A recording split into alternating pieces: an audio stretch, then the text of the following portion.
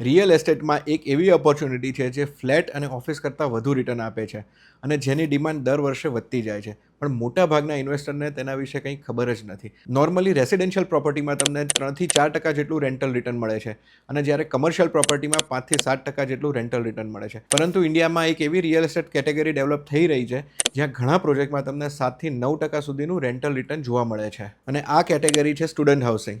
Every year લાખો students better educational opportunity માટે પોતાના સિટીમાંથી અમદાવાદ, પૂના, બેંગ્લોર, કોટા, દિલ્હી જેવા મોટા એજ્યુકેશનલ હબમાં શિફ્ટ થઈ રહ્યા છે.